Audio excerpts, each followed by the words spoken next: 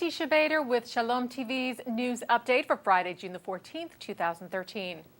Israel's Defense Minister Moshe Yaalon addressed several issues today prior to meeting with U.S. Secretary of Defense Chuck Hagel in Washington, D.C. Regarding Syria, Yaalon said Israel will not intervene in the conflict. He said, "We don't intervene, we do not interfere. Any Israel intervention might affect the side we support and not for its benefit."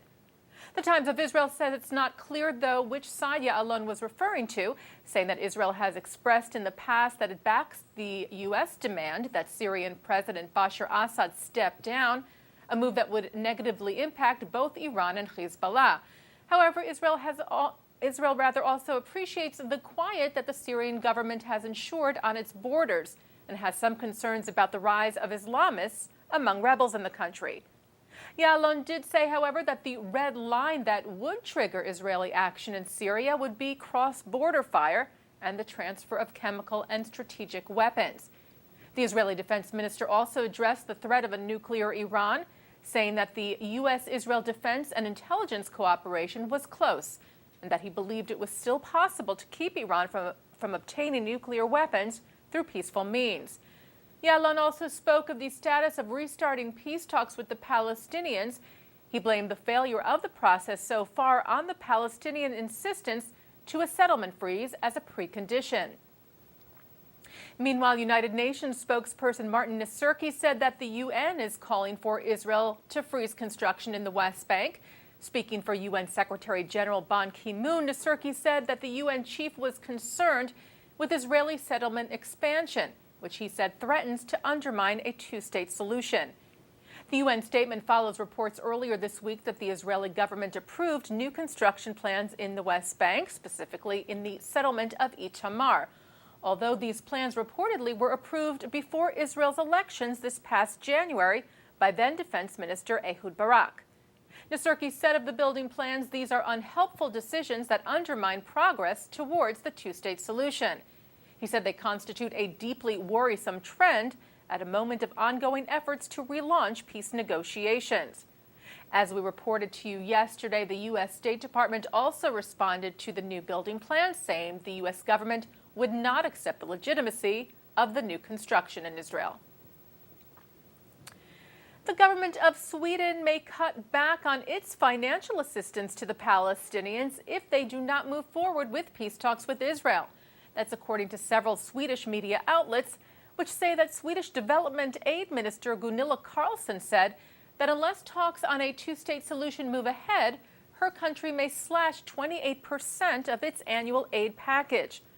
Carlsson said, "Is it worth continuing developing the prerequisites for a two-state solution if Israel and the Palestinians themselves do not want to sit down at the negotiating table?" Sweden currently donates $107 million on a yearly basis to Gaza and the West Bank to aid the Palestinians, something Carlsson says has been done in order to fortify the Palestinians' position in any future peace talks.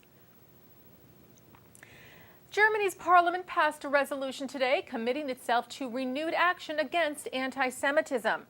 The resolution affirms Germany's special relationship with Israel and condemns Israel-related anti-Semitism as well as terrorist organizations, including Hezbollah.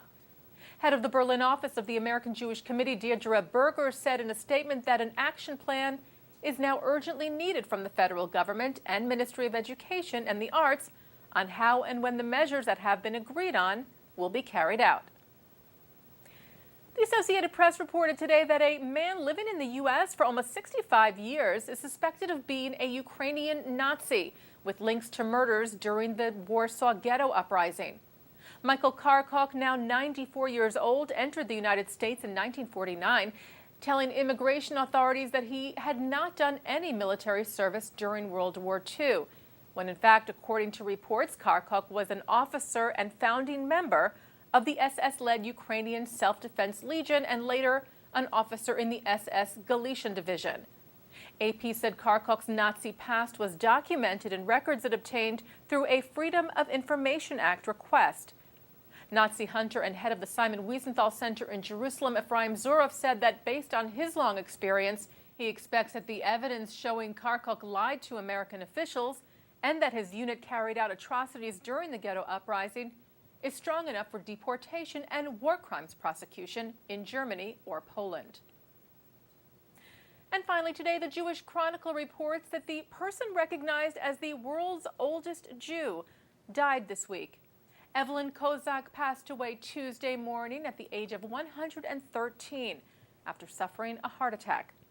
Kozak was named the 7th oldest person in the world, and 3 years ago, in honor of her 110th birthday, a day in her honor was declared in Pittsburgh, where she lived at the time.